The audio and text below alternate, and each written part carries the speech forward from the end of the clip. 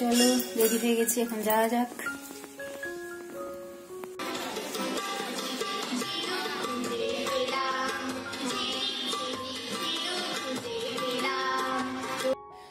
সুপ্রভাত বন্ধুরা, ভালো আছো নিশ্চয়ই। আমি সায়ন্তিকা মনের কথা চ্যানেলে তোমাদের প্রত্যেককে স্বাগত জানিয়ে আজকে একটা নতুন ব্লগ নিয়ে চলে এসেছি। এখন ওই ধরো 8:30টার মতো বাজে, ছাদে চলে এসেছি। আগের ব্লগে আমি দেখিয়েছিলাম যে মানে মাশরুম লাগাবো বলে সব খড় কেটেছিলাম, তোমরা দেখেছো নিশ্চয়ই। আর আজকেই চলে এসেছি সেই মাশরুমের বীজগুলো আজকে লাগাবো বলেই। দেখো খড়গুলো মোটামুটি আধা শুকনো হয়েছে, তারপরে এই যে প্যাকেটে করে ভরে নিয়েছি, পলিথিনের প্যাকেটে করে, আর দিয়ে এই যে বীজগুলোকে সব ছাড়িয়ে তারপরে ছড়িয়ে দিচ্ছি। এর উপরে আবার খড় চাপা দিয়ে দেবো। আর দিয়ে এই যে আমার নিচে যে ভাড়ার উদ্দেশ্যে যে বাড়িটা করেছিলাম, সেই নিচে এসে একটা কিচেনের ভেতরে এই খড়ের এগুলো দুটো পটলা রেখে দিচ্ছি। 3-4 দিন পরে এটাকে ফুটো করে দিতে হবে পেন দিয়ে। আর তারপরে নাকি 15-20 দিন পরে এটার মাশরুম বেরোবে, সেরকম দেখা যাক। তো চলো রান্নাঘরে রান্না করতে যাই। আজকে ভাবছি চিলি চিকেন আর একটু ফ্রাইড রাইস বানাবো। আজ 12ই জানুয়ারি স্বামী বিবেকানন্দের জন্মদিন, তো সেই উপলক্ষে ছেলেরও আজকে স্কুল ছুটি আর হাজব্যান্ডেরও স্কুল ছুটি, তাই ছুটি আছে দেখে ভাবলাম যে আজকে একটু ফ্রাইড রাইস আর চিলি চিকেন বানাবো। তো চিলি চিকেন বানানোর জন্য আগে আমি প্রথমে মাংসটা ম্যারিনেট করে নিচ্ছি। যা যা দেওয়ার মোট কথা সেগুলো বলছি না, সবাই জানে এটা। আজ শুক্রবার, মাংস খেতে আছে, কিন্তু ধরো রবিবার দিন হওয়ার কথা ছিল, কিন্তু রবিবার এই যে পৌষ পার্বণের আগের দিন আমাদের তমলুকে এখানে প্রত্যেক বাড়িতে নিরামিষ হয় আর মানে পুজো আর্চা হয়, তো সেই কারণে ওই দিনটা করব না। আর আজকে শুক্রবার তো বললাম, ছেলের সন্ধেবেলাতে গানের প্রোগ্রাম আছে, ওদের একটা বাৎসরিক অনুষ্ঠান হয়, ওদের গানের স্কুলের ম্যাম করান, তো সেটা একটু বেশ বড় ধরনের হবে। তো সেই কারণে আমরা সবাই যাব, আমরা বলতে আমি আমার ছেলে যাবে। তো 5টা থেকে বেরিয়ে যাব, আর তখন সত্যি কথা বলতে এসে বাড়ি ফিরতে হয়তো 9:30 বেজে যাবে, 10টা বেজে যাবে। তো তখন এসে আর রান্নাবান্না কিছু হবে না, কিংবা রুটিও করে রেখে যেতে পারবো না, প্রতিদিন আমরা রাত্রে রুটিই খাই। তো সেই কারণে আরও বিশেষ করে আজকে ফ্রাইড রাইসটা বানাচ্ছি, যে এটা রেখে দেবো, সন্ধ্যেবেলা এসেও খাওয়া যাবে। এই স্টিলের বড় জায়গাটা বেশ ফ্রাইড রাইস বানানোর জন্য যথেষ্ট উপযোগী, বুঝলে। বুদ্ধি করে এটা কিনেছিলাম গত বছরই। আর এই দেখো ফ্রাইড রাইসে যেহেতু গরম মানে রাইসটা, এটাকে ঠান্ডা করার জন্য একটু বড় জায়গা না হলে খুবই অসুবিধা হয়ে যায়, তো সেই কারণে কিনেছিলাম। দেখছি এখন বেশ কাজে লাগছে এটা। চিনিটা আমি গুঁড়ো করে দিয়েছি যাতে তাড়াতাড়ি মেল্ট হয়ে যায়। আর এই যে একটু আগে দেখলাম ভাজা মশলা সব ভেজে নিয়েছিলাম, এটা গুঁড়ো করে সব মিক্সড করে এবার রাইসের সঙ্গে ভালো করে মিশিয়ে দেবো, ব্যাস রেডি হয়ে যাবে ফ্রাইড রাইস। আমরা অবশ্য ভাববে যে তোমরা কড়াইতে ভাজছো না কেন রাইসটাকে, কারণ আমরা সত্যি কথা বলতে কড়াইতে কখনোই ভাজি না। এতটা জিনিস কড়াইয়ে ভাজতে গেলে আমার ছোট কড়া, বেশি বড় কড়াই নয়, তো তাতে অনেকটাই অসুবিধা হবে, কিংবা কড়াইয়ের তলায় লেগেও যায়, ভাতগুলো তো লেগে যায়। তো সেই কারণে আমরা সবসময় যখনই করি এইভাবেই আগে ঢেলে নিই, ঢেলে একটু হালকা করে মানে গরম ঠান্ডা করে নিই, তারপরে এই মশলাগুলো মাখিয়ে নিই, এইভাবেই করি। আর দেখবে অনুষ্ঠান বাড়িতেও সেইখানেও কিন্তু এইভাবেই করা হয়। চিকেনের পকোড়াগুলোকে এবার ভেজে নিই, কারণ প্রায় 2 ঘন্টা ম্যারিনেট হয়ে গেল। আর এদিকে দেখো সমস্ত কিছু কেটে নিয়েছি, আদা রসুন পেঁয়াজ আর ক্যাপসিকাম সব কিছু কেটে নিয়েছি। আর এদিকে দেখো পকোড়াটা আমার প্রায় অর্ধেক ভাজা হয়ে গেছে। এটি ফাঁকে একটু আতা খেয়ে নিচ্ছি, একবারে বাজার থেকে টাটকা আতা, পাকা আতা নিয়ে এসেছিলো, ভাবলাম একটু খেয়ে নিই। আতাগুলো এত বেশি পাকা যে কালকে রাখলে থাকবে না, সব নষ্ট হয়ে যাবে, তো আজকেই খেয়ে নিচ্ছি। আর এদিকে দেখো যে আমার পকোড়াগুলো সব ভাজা হয়ে গেছে, এরপরে আরও কড়াইয়ে ভাজতে হবে।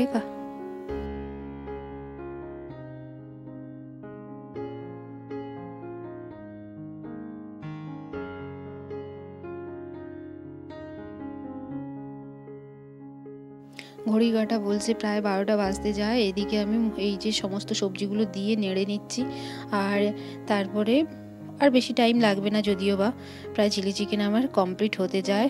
এতে যা যা দেওয়ার মশলাপাতি সব কিছু দিয়ে দিয়েছি, আর সস সব দেওয়া হয়ে গেছে। এবার চলো ছাদে যাই। দেখো ছাদে আমার গাঁদা ফুলের গাছগুলো দেখো কি সুন্দর হয়েছে, এত বড় বড় গাঁদা হয়েছে যে দেখে চোখটা ফেরানোই যায় না, দেখো কি সুন্দর লাগছে। আর একটা দেখবে গাঁদা ফুল ফুটলে তার একটা হালকা স্মেল পাওয়া যায়, খুব সুন্দর গন্ধটা। তো দেখো পুরো সুন্দর হয়েছে। আর ছাদটা যেহেতু রোদ লাগে, তো বেশ গাঁদা ফুলগুলো ভালো হয়। হয়, অন্য কোনো সবজি সেইভাবে হয় না। আর এই বছর লাগাইনি, কারণ সবজিতে এত বেশি জল দিতে হয়, আর সবজিগুলো লাগানোর পর কি বলবো, মানে ওলকপি ফুলকপি যখনই ধরবে দেখি হনুমান এসে খেয়ে নেয়, তো সেই কারণে এই বছর লাগাইনি। আর এই দেখো আমার পিটুনিয়া গাছে কত রকমের ফুল হয়েছে, একটা সাদা আর একটা বেগুনি। আর এদিকে এই ছোটো ছোটো গাছগুলো লাগিয়েছি, এটা ডায়ান্থাস বোধহয়। তো এই যে ছোটো ছোটো কুড়ি হয়েছে, এখনও হয়নি, এখনও মানে ফুটেনি, টাইম লাগবে। এই তো সবে কিছুদিন আগেই লাগিয়েছিলাম। আর এই গাঁদা গাছটা দেখো, অন্য টাইপের একটা গাঁদা। তো চলো এখন নিচে চলে এসেছি। বাড়ির পেছন দিকে যে পেঁপে গাছটা হয়েছিল তাতে 4-5টা পেঁপে পেকে আছে, আর কিছু পেঁপে আবার পাকা অবস্থায় পাখি খেয়ে নিয়েছে। তো আজ যেহেতু ছুটি, আমার হাজব্যান্ড ছাড়া পারা যায় না, মানে আমি এই জানালা দিয়ে ওপর থেকে মানে পেড়ে দিই, আর আমার হাজব্যান্ড নিচে ক্যাচ ধরে নেয়। আর যেহেতু পেঁপেগুলো পেকে গেছে, ওগুলো নিচে যদি পড়ে মাটিতে পুরো থেতলে যায়, খাওয়া যায় না।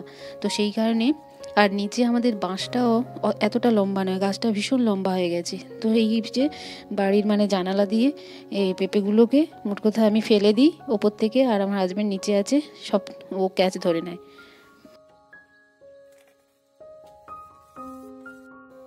স্নান করে পুজো করে চলে এসেছি, প্রায় এখন 1টা মতো বাজে। তো তাড়াতাড়ি খেয়ে গুছিয়ে রাখতে হবে। 5টার সময় ম্যাডাম ডেকেছে, কারণ গ্রুপে সবাইকে মেসেজ দিয়েছে যেন 5টায় যাই, সবাই পৌঁছে যাই, কারণ প্রথমেই ওদের মানে কি বলবো, গ্রুপ ফটো তোলা হবে। তো সেই কারণে সবাইকে যেতে হবে। তাছাড়া উদ্বোধনী সঙ্গীত আছে, যেটা আমার ছেলেও গাইবে। তো সেই কারণে তাড়াতাড়ি খাওয়া দাওয়া করে মোট কথা গুছিয়ে একটু রেস্ট নেবো, তারপরে 5টার দিকে বেরিয়ে পড়বো।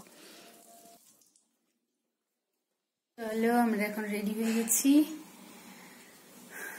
প্রায় 5টা বাজে।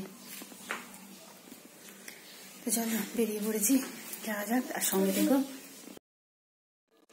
আমরা তো পৌঁছে গেছি, কিন্তু দেখো হল পুরো ফাঁকা, সুন্দর করে সাজিয়েছে। আর এই দেখো এখনও সবাই এসে পৌঁছায়নি, সবাইকে কিন্তু 5টায় চলে আসতে বলেছে। তো এমন তাড়াহুড়ো করে এসেছি, আমি জুতোটাও ঠিকঠাক পরিনি।